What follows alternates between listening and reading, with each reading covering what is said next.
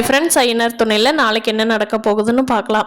என்னதான் சோழன், பாண்டியன், பல்லவன் எல்லாரும் சேரனை தனி கொடுத்துன வச்சு கல்யாணம் பண்ணி வைக்கலான்னு நினச்சாலும் சேரன் அதுக்கு சம்மதிக்க மாட்டேங்கிறாரு.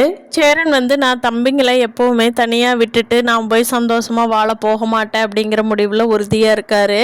அப்பாவுக்கு எப்படியாவது சிம் எடுத்து கொடுத்துர்லாம், ஆதார் கார்டு எடுத்து கொடுத்துர்லான்னு எல்லா வேலையும் சோழன் பார்க்குறப்போ எந்த வேலையுமே மூமெண்ட் ஆக மாட்டேங்குது.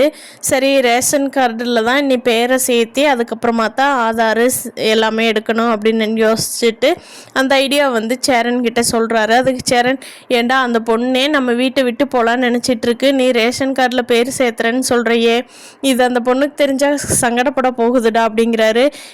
ஆமாண்ணே, சங்கடம்தான் படும், ஆனால் நீ சொல்லுண்ணே, நிலாவுக்கு சம்மதம்னா நம்ம பேர் சேர்த்தலாம், இல்லைன்னா விட்டுலாண்ணா, நான் சொன்னேன்னா தப்பாக போயிடும், அதனால் நீங்கள் சொல்லுங்கண்ணே அப்படின்னு சொல்லி சேரன் அண்ணாட்ட சோழன் சொல்கிறாரு. சரிடா, நான் சொல்கிறேன் அப்படின்னு சொல்லி சேரன் சொல்லியிருக்காரு. நிலாவோட அண்ணி ஃபோன் பண்ணி, நிலா சாரி, உங்கள் அண்ணன் இப்படி பண்ணுவார்னு எனக்கு தெரியல வெண்ணிலா, நான் இன்னொரு நாள் யாரும் இல்லாதப்போ பண்ணி உனக்கு ஆதார் கார்டு அனுப்புகிறேன் அப்படிங்கிறாங்க. ஒன்றும் வேண்டாம் அண்ணி, என்னால் என்ன பண்ண முடியுமோ நான் பார்த்துக்கிறேன், அவன் தான் சொல்லிட்டான்ல இந்த வீட்டிலேருந்து எதுவும் வேண்டான்னு, நான் அப்படியே பண்ணிக்கிறேங்க அண்ணி, நீங்கள் பாருங்கள், உங்கள் வீட்டுக்காரர் சொல்கிறதையும் உங்கள் மாமனார் மாமியார் சொல்கிறதையுமே கேட்டுட்டு ஃபாலோ பண்ணுங்கள் சரியா அப்படின்ட்டு ஃபோனை கோவமாக வச்சிடுறாங்க.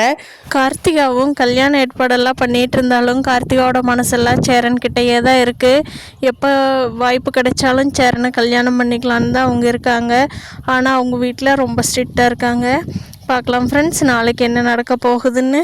சேரனுக்கு வேறு பொண்ணோட கல்யாணம் நடக்க போகுதா, கார்த்திகா கல்யாணம் நடக்குதான்னு பார்க்கலாம். இந்த வீடியோ பிடிச்சிருந்தா லைக் பண்ணிக்கோங்க. தேங்க்யூ.